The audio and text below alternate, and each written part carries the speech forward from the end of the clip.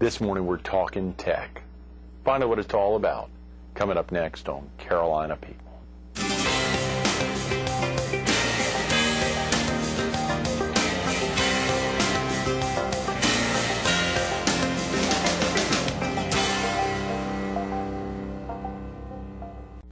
Good morning. Welcome to Carolina People. This morning we're at the Harry Hartshorn Reading Room at the Elizabeth Maddox Chapin Library on the Grand Strand campus of Horry Georgetown Technical College. We're focused on the kickoff of the fall semester, the later part of this month, and we're visiting with the Associate Vice President for Student Affairs, Greg Thompson. Good morning, Hey, Greg. Good to see you. Early in the morning, they were kind enough. Thank you for letting us in. We've enjoyed. We're glad to have you guys. Being here all this week, and I know all week they've opened the library at 7:45, so there's kind of a rush that's coming in here as we're wrapping up the filming each morning. It's been great being here. It's a popular facility, and one of the great things about this library and all of our libraries across the college is that they are public libraries. Yes. So the public does come in early, late, to utilize the internet resources to reference any of the materials. So they're a popular destination. Absolutely. I think Monday through Thursday through yesterday it's open till 8:45, 7:45 to 8:45. So a good 13-hour day there. Today I think it closes at 12:30. The college closed a little early on Fridays. Just a little early on Fridays. Right. Very exciting. I tell you, the whole crew that's been here all week long, very professional staff. And on Wednesday, Dr. John Charles, the head of medical affairs at Grand Strand, was with us. He walked in, and there's a portrait on the wall that his mother had done of Elizabeth Maddox Chapin. What a beautiful building, and such an easy location for folks to find. And there's such tremendous history, not only in this facility, but the entire property. Obviously, former Air Force Base. In fact, this building was the Officers Club. And so we've tried to, the college has attempted in our utilization of these properties to preserve as much of the history as possible, and we really appreciate the heritage of the property and the facilities, and obviously the Chapin Foundation, and other partners throughout the area who have contributed to maintaining the names and just really making it a wonderful treasure for the community. Speaking of heritage, I need to highlight, on Wednesday, of course, John walks in, sees the portrait on the wall there that his mother had done of Miss Chapin there. Yesterday, Bob Gray was with us talking about, and he is the president of the South Atlantic Shrine Association. 55,000 members in the South Atlantic Shrine. Of course, his father, I believe, was the first chairman of the board of Horry Georgetown Technical College Commission. That would be Mr. Bill, that's right. I think he said at the time it was Horry, Georgetown, and Marion counties. Horry, Marion, Georgetown Technical Education Center. Is that right? The business cards were written on 2x4s. It was great having Bob in, and he's got some tremendous stories to share. And then, interestingly, on Monday, another great Horry Georgetown Tech tie-in, Pete Crawford, was with us, and the Grand Strand chapter, the Horry Georgetown Technical chapter of the Salvation Army Boys and Girls Clubs is right next door in the building next door. We have a great relationship with them, and Horry Georgetown Technical College is one of those institutions that reaches farther than anyone knows, not just academically and in the workforce preparation that we do for students, but in the connections we have with business and industry and philanthropy throughout the area. And you're familiar with that, obviously, through our foundation board. Absolutely. And I'm proud to be part of that organization. And physically, and I'm glad you mentioned that, here in the library is immediately adjacent to the foundation, Horry Georgetown Technical College Foundation, and in there that beautiful conference room that the Montrose family had donated. And you think about folks, and you never know who's going to find out about how valuable Horry Georgetown Technical College is to the community. The Montrose family there, the husband-wife who'd retired to the area, found out about tech and really made this a place that they were going to commit because they knew the commitment that the college was making to the community. Well, and that's exactly, that's the correct terminology, the impact that we have on the community. Our graduates of Horry Georgetown Technical College may not necessarily become CEOs. Some will.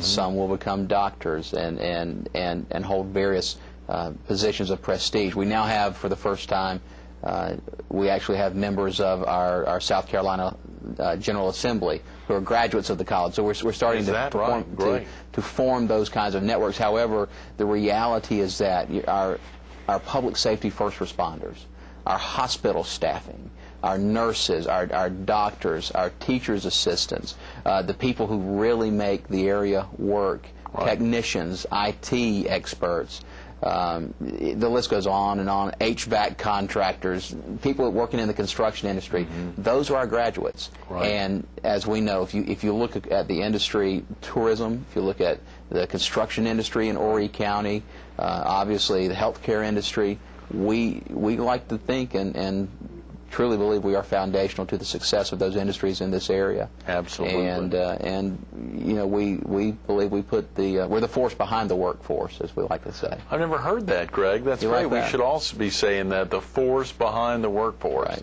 That's a brilliant line. Well, I appreciate that. Did you coin that? I don't know if I did or not, or we probably said it in some meeting or some conversation, but that's who we are. We are the entry and mid-level worker preparation institution here, whether through continuing education or through our curriculum programs of study. 70 programs of study. Wow, 7-0? 7-0. It's certificates, associate degree, and diploma programs, and of course our continuing education program that has a wide variety of corporate and customized training options. So we stay very, very busy. That's amazing, Greg. You know, we think about so many of those aspects, and speaking of that, into this month, is it August 27th? August 27th. That's the big day coming up on a Monday. If a viewer needs to get off to work now or get out of the house, what's a good number for someone to call to learn about admission opportunities, whether it's for their loved one, for themselves, even one of their children, if there's an opportunity for them to still sign up before August 27th? And do you all have a website? We absolutely do. Our website, www.hgtc.edu, hgtc.edu. And in fact, they can apply online, they can register for classes online. We're trying to make those services as accessible as possible. They can call. Our general admissions number is 843-349-5277. Right. They can call the Grand Strand campus, 477-0808. This is where we're sitting. That's the general number, and they'll direct them accordingly. Of course, they can walk in at any location. Those are all convenient here in Myrtle Beach, Conway on 501, and then also Georgetown, about 2 miles south of downtown Georgetown. Very easy to find, close to the airport down there. That's right. The airport there in Georgetown. It's a critical location, and think of the impact that Horry Georgetown Technical College makes on Georgetown County. Yes, absolutely. And really helping to provide the force behind the workforce of some major institutions there in that county, as well as here in Horry. You know, we think about, for you, Greg, having been, I think you shared that in September you will have been with the college, how long now? 10 years. 10 years. 10 tremendous. Years. Are they doing something big? You don't know what they're doing to plan to prepare for the... It'll be just another day, but it'll be a busy day. But I feel privileged to have worked at Horry Georgetown. I'm a Conway native. I'm a local boy all my life, and well, as you know, I'm also in ministry. And I said this, and this is so true. Working in that technical community college environment is as close to doing ministry as I've ever seen as doing actual ministry itself, because we're not just affecting people's earning potential. We're affecting the future course of their lives and the future course of their children's lives and their families' lives. And we, every day, hear unique and wonderful stories of people who have totally been turned around by their experience and their interaction with Horry Georgetown. And I'm proud to be part of that. Great point. Speaking of another big anniversary later this month, we're celebrating 156 columns, or 3 years continuously of columns in the Myrtle Beach Herald, and our show's sponsor. You see the Myrtle Beach Herald there. We've got a Herald there. Shameless plug. That's exactly right. And of course, so oftentimes, today's Friday, August 3rd, last Thursday, you know, when your column came out 8 days ago, there was a fascinating column in there. You opened up with a family connection, one of your children, and a chocolate bar. For viewers who may not have seen in the stands, they can go online, of course, to faithtakesroot.com, which I believe redirects to the Herald, and your columns there, and it goes back. You've been doing this now 3 years. I love to write. I am by background, by craft, was a writer. I guess I still am to some degree. Some may debate that after reading the column, but I've enjoyed that opportunity, and it's a great creative outlet for me. And the best stories are those that are true stories that come out of life. So I write a lot about my family. Oh yeah, sure. 3 kids, 11, 9, and 5. You don't have to look far to find an example of something brilliant in God's creation when you look at children. Is your wife involved, ever helping you with some of the columns there, give some spurning ideas there? She does. She stay back, She is a great critic, and I mean that in the positive sense of the word. And I did, in fact, one time she did a guest column. Is that right? She did. It's probably been 2 years ago. Been a couple years, Greg, or even longer. And she delighted in that opportunity and did a great job. But she's a sounding board. Yes. A sounding board for me. Absolutely. I think you mentioned recently, Greg, I've noticed that your email address at the end of the columns, I know our focus is, of course, on your new position, which you just took over a couple of weeks ago as Associate VP for Student Affairs, and obviously a big push here, August 27th, the big date, the kickoff of the fall semester. Right. But I noticed your email address at the end of the columns has changed recently to greg@findredemption.com, which is exciting. What's that all about? In addition to my work at the college, I'm also worship pastor at Redemption Church in Conway. So it's a brand new church. Great. We are a very biblically basic in our approach. We utilizing the book of Acts as the sole roadmap for how we do church, and we see church as a verb as opposed to a noun. Mm-hmm. We believe that we're called to be the people of God, and in fact, just this past weekend, the last weekend of July, we were out at the Horry County Shelter Home on that Sunday. Every month where there are 5 Sundays, instead of taking that 5th Sunday and having a Sunday service, we do a service Sunday. And we physically went out to the Horry County Shelter Home that Sunday as a whole congregation. And we did repair work on the houses. We did a cookout and played games with the kids and the staff. Tremendous. And it's just it's in the fiber of who we are as Redemption Church and as believers to just have the heart of Christ in loving people with our actions and with our lives. And I am just absolutely loving it. That is tremendous, Greg. It's been a great call on my life. And being involved to help form a church, to found a church there in Conway, in your hometown. Yeah, it's a lot of work. Exciting. Yeah, sure. It's a lot of work, but we just want to. There's no question God has called us to it, and we're just relying on Him. And our focus too, Greg, that's a little bit different. We intentionally don't pursue initiatives that are going to necessarily grow our specific church. We want to grow God's kingdom. Let Him worry about growing the church. So we want to support other churches and other ministries. And as people come into us and they say, I'm here, I want to do work, I want to be involved, I want to volunteer, what do you want me to do? Right. We turn the question around and say, well, what does God want you to do? And how do we support you in that effort? So that's what I believe we're called to do and who we're called to be, and you can probably tell I'm rather energized about I love it, absolutely. The Energizer Bunny both there, and that's not just a Sunday gig. I mean, obviously, when you're not in the college, you are putting on your worship pastor hat. That's right. And finding ways, and I'm sure if there wasn't a church and state separation issue, you'd probably be wearing that hat here. But I tell you, that same kind of impression, as I walked out of the library one of the earlier days this week and walked over into your bookstore, the Barnes & Noble here, there's a gal wearing a "How May I Help You" T-shirt, big T-shirt, and it's that same kind of mentality. When you have folks that enter a Redemption Church there and saying, what can I do to help? I'm sure as Christians they're doing much what this young lady there in the bookstore is trying to do. Provide that servant leadership. Absolutely. And one of the things, one of the challenges I take here as in this role that I'm playing as Associate VP for Student Affairs is really redoubling our efforts to be excellent in the service that we provide, not just to students, but to each other, to our colleagues.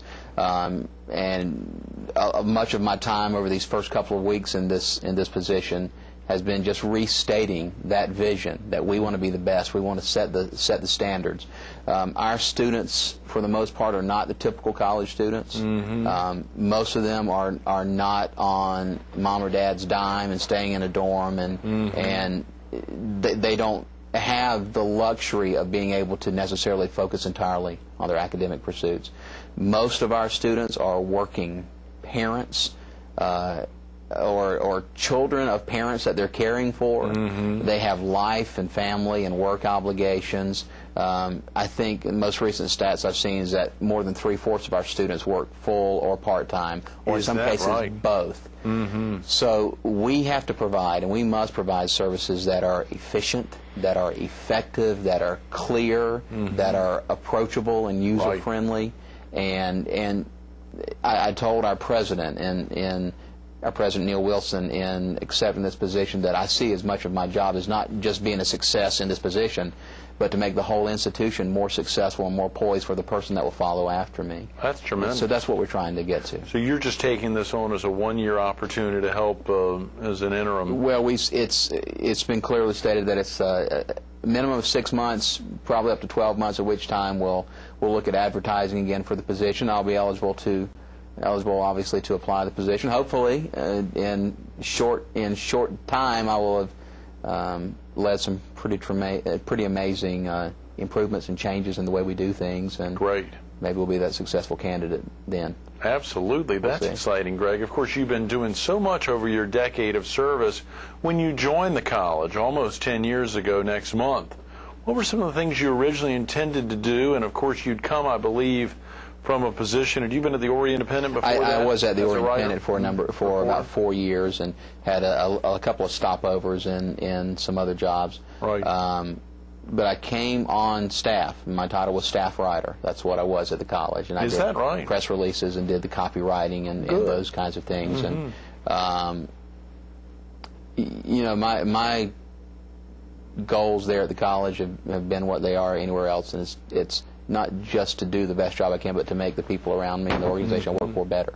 Right. And the best that it can be. And I like to think I've had some impact, some positive impact in that regard, but I work with tremendous people, just amazing people. I have never been in a place outside of a church where people were more passionate and committed to the purpose. Our president, our senior VP, the other VPs, they genuinely care about the institution, about its success, about our students, and their success, and that just makes it a joy to work there. You know? Yes, and the entire commission, the Ori Georgetown Technical College Commission, our foundation, the foundation, and not only the likes of Tom Mazur, who's out in the forefront all the time, and other Herald columnists, but of course, really that so many of the board members there who make a difference on a daily basis. And you see that verve in board meetings. You see the excitement there, the folks really wanting to make a difference, whether it's folks like Bob Gray's brother, Dan, who's active as the 1st District Congressional Representative there on the statewide commission, or he'd be just as active on the local level if he wasn't on the state level. Absolutely. And it's folks like that. You know, earlier this week we had a chaplain from the U.S. Air Force Reserves on the show on Tuesday, Greg, and you hear him talk about finding clear positions that he can't go too far in within his service there as a chaplain in the Air Force Reserves.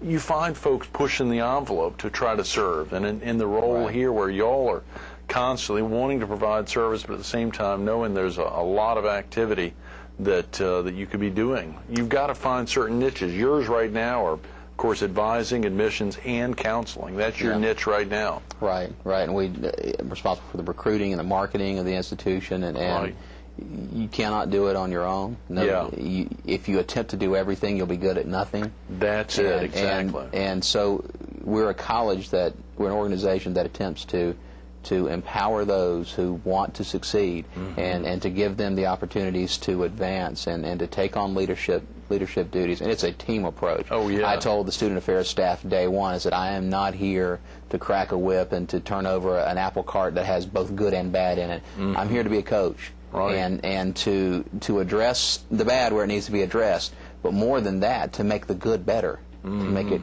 good to great. Good to great, I think I've heard that title somewhere before. That you have, yes. But that's what we have to be. And on the counseling side, this position as Associate VP for for Student Affairs, the role of counseling, you provide that for students across the board. Yeah, and I obviously don't directly supervise those who do. It's important to connect individuals to help them find a path, You know, an individual walks in and says, I want to be a blank. Right. That's great, and we want to help them achieve that goal. We also want to make sure that their stated wants match up with their real life needs. Right. And that's where we provide a full spectrum of career counseling, interest assessments, skills inventories, to help make sure that the individual's not just wasting their time a year later to say, I really was not interested in this. Well, let's help point you in the right way first. That's tremendous. Who all is eligible to attend Horry Georgetown Technical College, Greg? I mean, if a viewer right now was watching and they're working a full-time job, could they become a student? I think you highlighted that a lot of folks are. Absolutely. You must be. There are several options. Even if you're a high school junior or senior, you can even be involved in dual enrollment classes at the college. Great. You can earn credit toward your high school diploma and earn transferable college credit at the same time through our PACE program, program for accelerated college enrollment, dual enrollment. But typically we have an open admission policy. If you're an adult and have a high school diploma or its equivalent, GED, and you meet the minimum academic requirements for admission, we're going to do everything we can to help you get to your academic goals.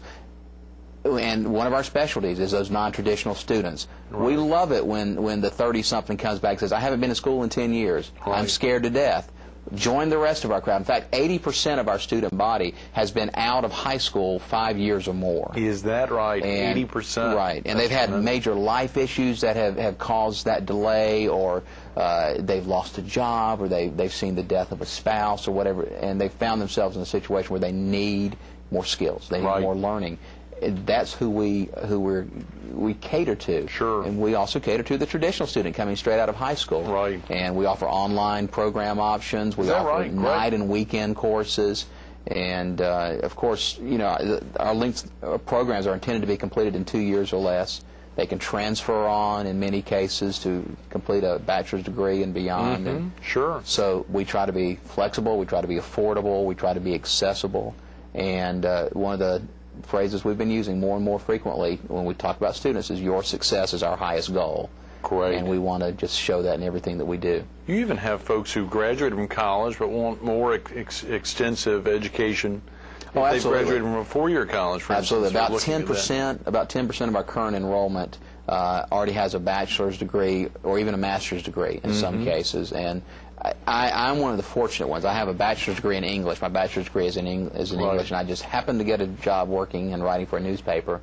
Liberal arts is a tough road anymore unless you're going to stay in education and pursue a real academic career.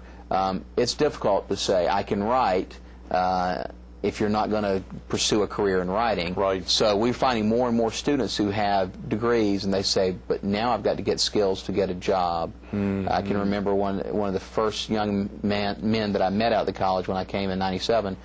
He had a bachelor's degree in psychology from the College of Charleston at that time. Right. And I met him because he was the class president for our graduating radiologic technology students, because he said, I had a degree in psychology and couldn't get a job, and so I came back, and he was walking into a good-paying job after his time with us. And more and more employers want to know, what can you do? What skills do you have? How are you going to enrich my business, both figuratively and literally, and not necessarily just what's the level of your degree. Employers value skills and work-focused skills. And that's what Horry Georgetown Technical College is all about. I love it. The force behind the workforce. That's right. I'm going to coin that for a while.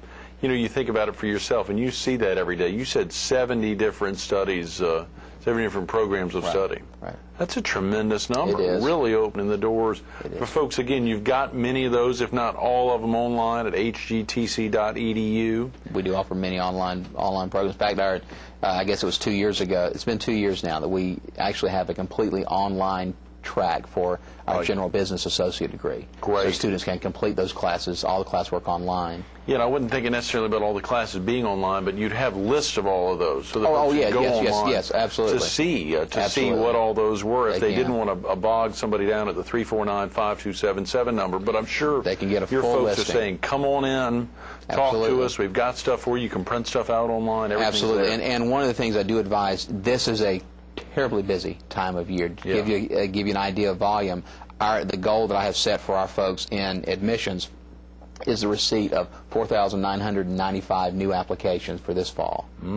Let that sink in for just a second. This is an institution that, when I first arrived there 10 years ago, we had just broken 3,000 total enrollment, and we're going to receive, we'll beat that. We'll receive more than 5,000 new applications for this fall alone.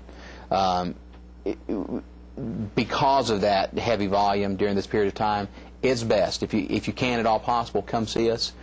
We try to be as responsive as we can to our online inquiries and our phone calls and those kinds of things. But if you can take the time to come by, we can help you probably even more effectively in person.